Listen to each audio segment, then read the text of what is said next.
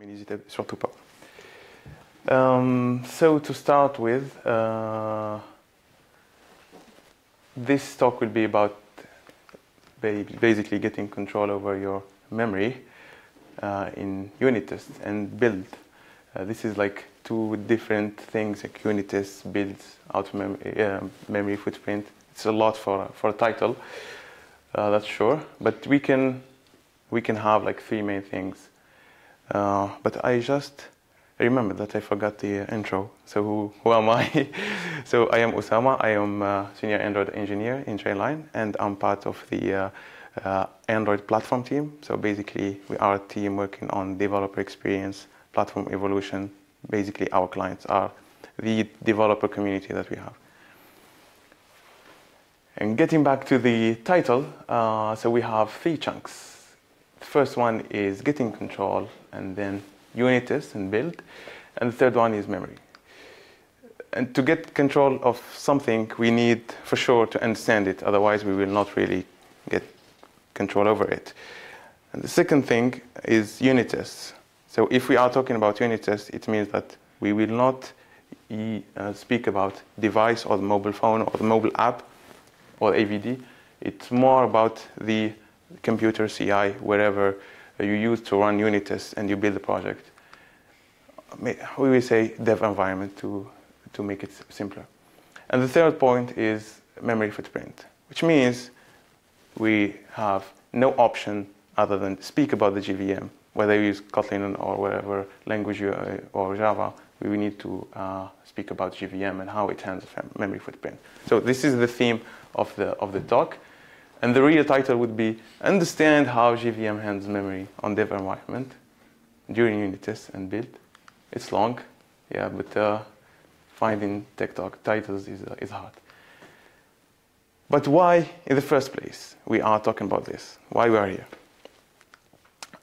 Because, let's say, I think every one of us, we have community of developers throwing features and fixes to the CI. The CI will run the unit tests, and then with agreeing, when we have the review, we will merge. But imagine it in a case where unit tests are not working well on your CI, which means that it will block developers, especially if you have false negatives. Basically, unit tests failing with some kind of error, but it's not really linked to the scenario that unit test is testing. So in that case, it will be a real pain and a waste of time for everyone. Near shipping the features, it will either take more time, or developers will take more time retrying if they have problems with the unit tests on CI. And we had these kind of problems, and these basically two ones, like the most nasty ones. The first one is out of memory, and the second one is JVM crash. So it's the best one. I think the second one you will like it, and this is why we will start with the first one.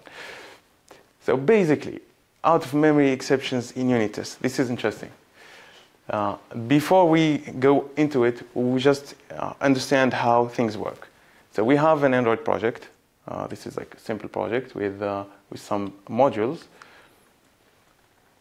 To run unit tests, you hit the command line, like Gradle, grid wrapper, test debug unit tests, or whatever task. You think that Gradle will just, hey, take the modules and run the unit tests, and you get the unit tests they are running.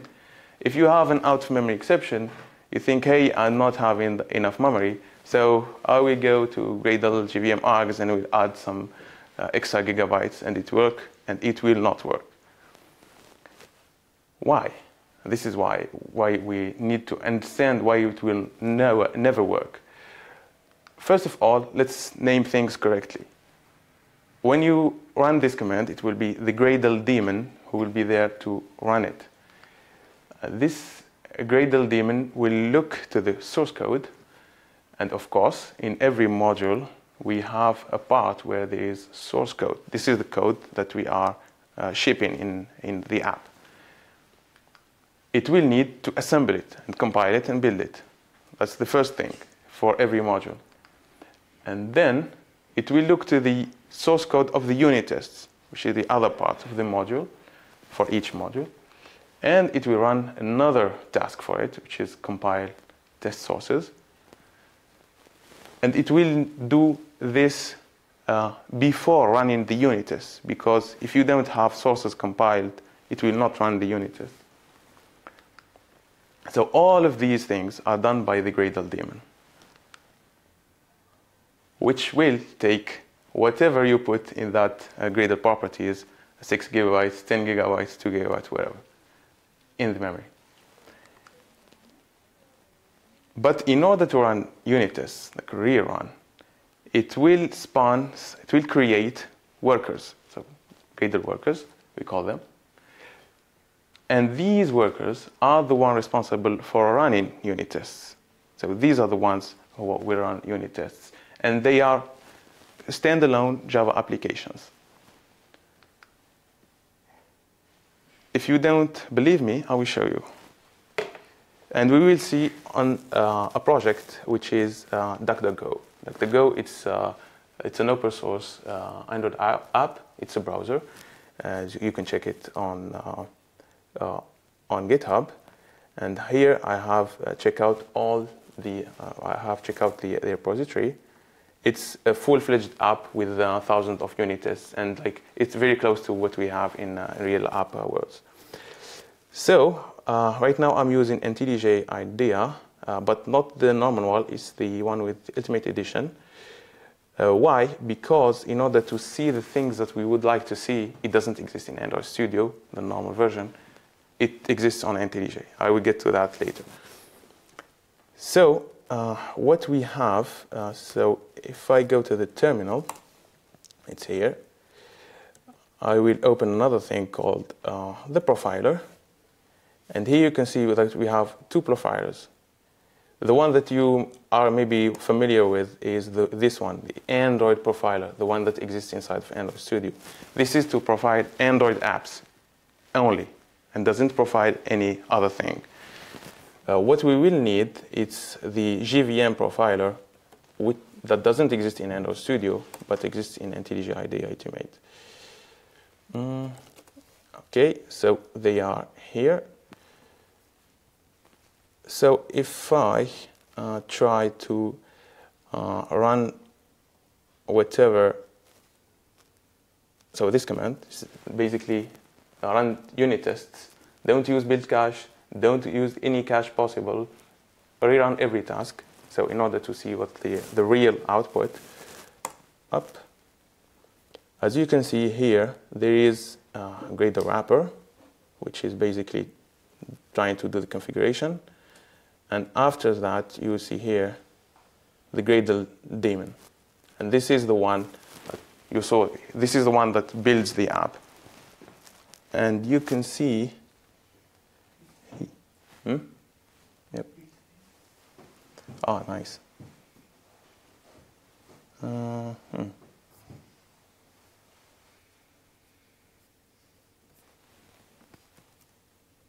Up. So if I rerun it again, it's the demo,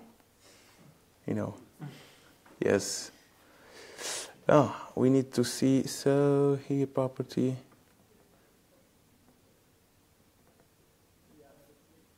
Junkies, this is insane. I know something, so I will just copy this because I will need it later and do something like this. I want it just like it was before, and then rerun.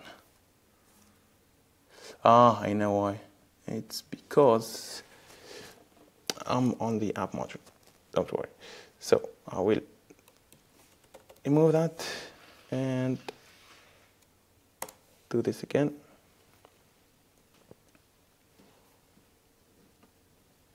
Okay, no failure.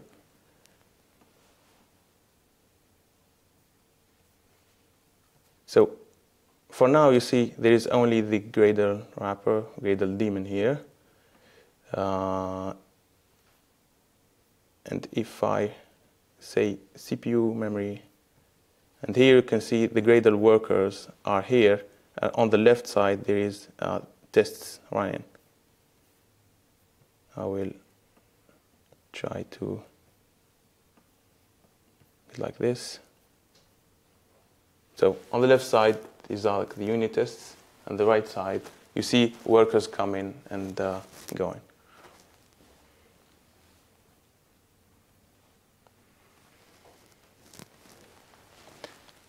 Okay, we can let it do its thing.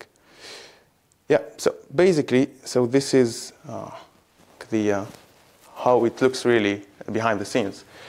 And I hope you believe me right now. The second thing, okay, yep, yeah, okay, I think it doesn't like, yep. Okay, we were here, just in order to make it more clear, so Gradle daemon, everything, building and compiling, the other one is running unit tests.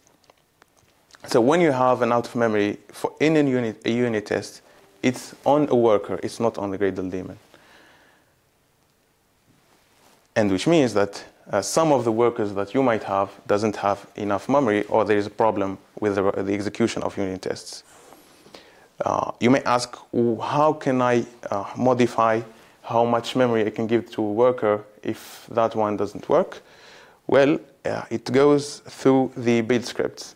So in build scripts, there is options to say, hey, for test options, for a module, I want to put a heap size on it. And the heap size, it's what the JVM will allocate as a memory for a unit test.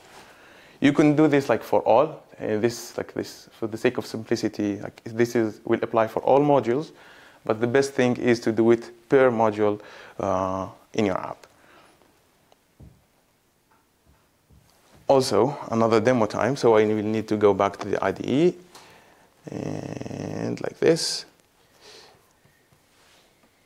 I will try to be as quick as possible.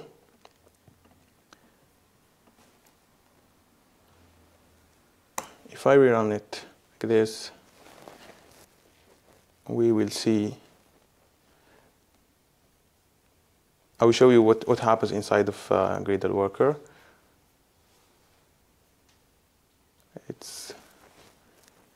So this is a Gradle worker. If I show you CPU and the memory, you will see here, so it's 512 if I go back up. So here it says that heap memory for this worker was 512. If I go back at some here and say, okay, I want to remove everything, configure it, stop it here, and then rerun again.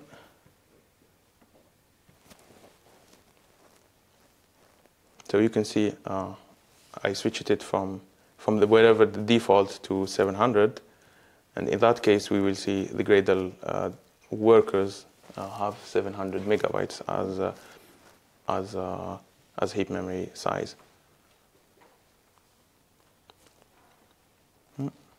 Thankfully, we have an M1, otherwise it will take the whole session. Okay, if I go to any one of them, yes, like this, CPU, whatever. Okay, it's even heavy work for this one. Okay. Didn't take it. You have to Gradle sync, yes? Yeah, but from command line it should be working. Sync is for the IDE more. That's interesting.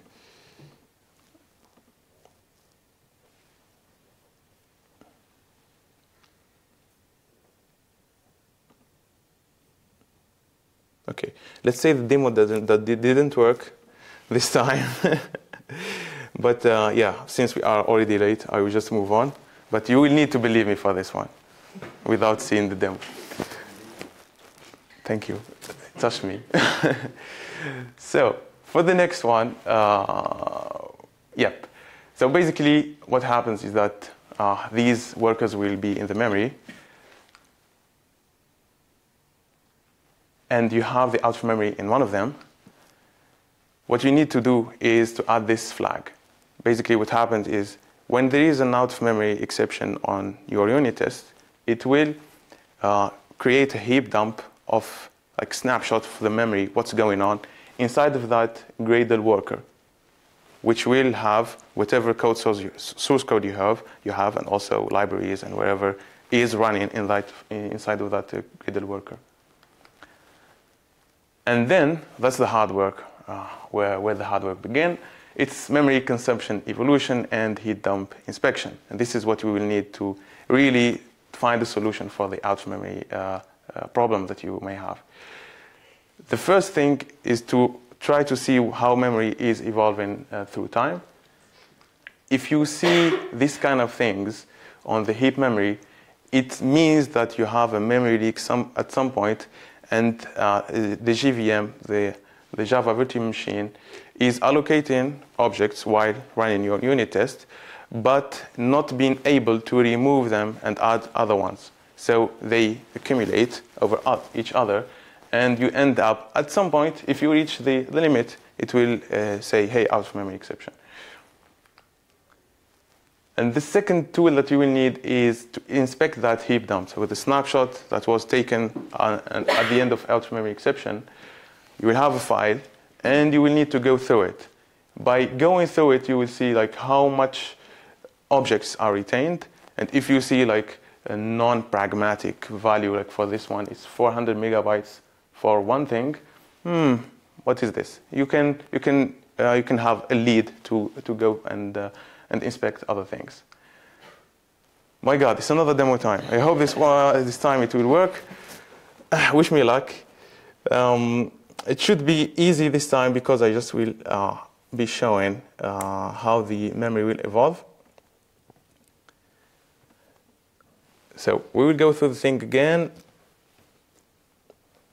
And why I'm executing it each time without Gradle cache?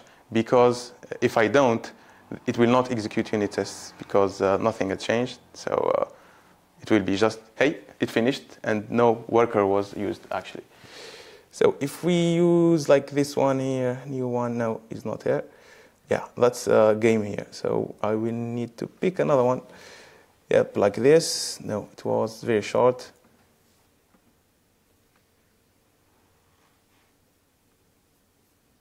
Yeah, one day. Okay. As you can see, it's very tricky to get your hand on one of the workers. But what we can do is we can do the main difference is just the memory heap.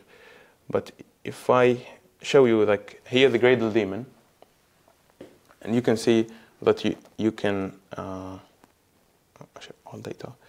So you can see the evolution of the heap memory consumption over time. You will see the same charts for Gradle workers, the same one. So if you so here it means that it's healthy because it's kind of stable. But if you saw some kind of spike like this, it means that you have for sure some kind of memory leaks that needs to be handled. Up. And also there are other tools other than IntelliJ IDEA's Ultimate to do this. Most of them are paid, by the way. I think one is called I forgot about its name. Something. It could cost like 4,000 euros the license, which is crazy. So if I go back to my presentation here. So basically, I will give you an example, a real example that happens for us. So in this example, what happens is that we saw out of memory exceptions in our unit tests. We tried to dig and find some leads. We took a snapshot, heaped up like this. We find Mockito taking 400 megabytes. And by inspecting, IntelliJ shows you like the real numbers. And by inspecting, there was like some internal cyclic object reference, whatever. Basically, Mockito was referencing itself. And after searching a bit, even Mockito says, hey, we may suffer from some memory leaks. Please use this new function that we have in order to clean the mocks that you have after unit tests. So basically, if we didn't see the heap dumps, we will never think maybe of Mockito as a source of the problem. And by the way, in order to fix this, you just need to have a test watcher. So after each run of tests, you clear the mocks that you have, if you use Mockito, of course. This is only just an example. And also, if you have this fix and you said, hey, this is the fix, how you be sure that this fix really fixed the issue and not just for some kind of runs? It's basically with the same one that we have seen earlier, trying to look into the evolution of memory consumption. And you can see on the left is before and on the right is after the fix. And the difference is, it's very visible. So this one was the out of memory exception issue. The second one, the best one is the JVM when it crashes really and cannot execute anything. It is a tricky one. So let's say you fix this one, out of memory is not there, okay, but you still have some kind of JVM crash at the end, well, not at the end, even in the middle of running unit tests. So what happened is, let's see the numbers. Instead, let's see you have like a Kotlin daemon taking 6 gigabytes. Other workers running unit tests 700, sometimes 500, whatever. This is called the JVM heap memory. But the JVM uses also other things called non-heap memory. So the heap is where it allocates whatever the source code will need to run the unit test. But for the JVM, for its own work, it will need some kind of space in order to handle things. The garbage collector will need space for its work itself. So for each module, for each worker, there will be a small heap memory. The problem is that this small heap memory can be up to 10% of what you have specified in that heap memory. So can be added up, and the sum can be big quickly. And as you have seen, the workers can spawn like in a big numbers. So we can have 5, 6, 7, whatever. It depends on your code base and how many modules you have. The larger you get, the more you get, of course. And in some cases, let's say, hey, the Gradle will need other things to allocate. And if the sum is bigger than what your memory can handle, the JVM will crash. Especially if it cannot add a non-heap memory in order to handle a module. And this is where things will go crazy for the JVM, and it will not work. This is the tricky one. The solution called JVM tuning. And by this, we say the process of adjusting the default parameters to what our application needs. It's not me who wrote this text, but this is actually what we need to do. And basically, we will need to find the numbers, the correct numbers for each module, how much real memory it needs, and not give it a lot. If it needs only 300 megabytes, why give it 700 or 500? And by doing this, you can have the space needed for the JVM in order to allocate more workers or whatever other things. And you may say, and the one thing that will help you to do this is GPS. GPS is Java Process Tools. And this is the thing that we used in order to get the JVM solution, the JVM tuning solution. because no one knows at a certain point of time how much memory is used by all of these workers spawning around. We don't know. So we need to run a script at some point. When the crash happens, we run the script. It takes snapshots for everything running, and it gives us how much memory is used by each one. And if you sum it up, you can have it. So, of course, demo time. It should work this time. Yes, hope so.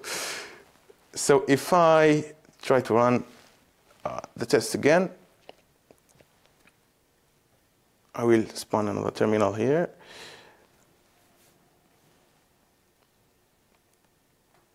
So if I say GPS right now, you can see it will print all the Java processes that you have right now on the machine. You can do something more, GPS-V. It will show you a lot of things. And these things are interesting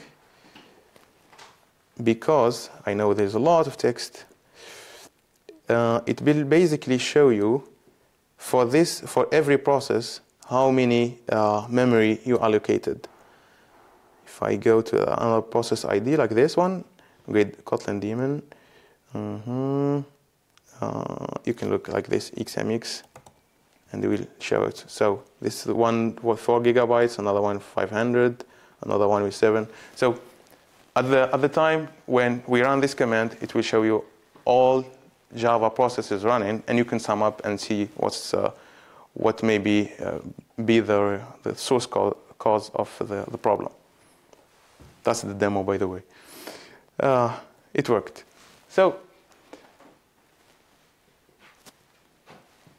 the takeaways that we may take from all of these, the first thing is that memory issues are hard. Yeah, they are very hard. It can go insane. The second one is to choose your tools, because it's very tricky to have these information about what's using what and where the memory is going. In our case, we used the NTJ profiler, but you can go with whatever profiler you have. And scripts can also have great impact, because if the JVM crashes, who will run other JVM commands? You will need other scripts to do this. And the look everywhere, yeah. So this is especially for heap dumps. So as you saw, we have a heap dump where it was Mockito the problem. It was not our source code. So don't have the hypothesis also that the code source that you have is the problem. Maybe it's coming from somewhere else. So always look everywhere. And yeah, and think holistically. Is like the JVM crash. We needed to have a bigger picture on what's taking what in memory. And this is what was crucial in order to have the real understanding and know what's the pain point. And the last one is, try to be patient. You will need it. So that's it for me. Thanks a lot.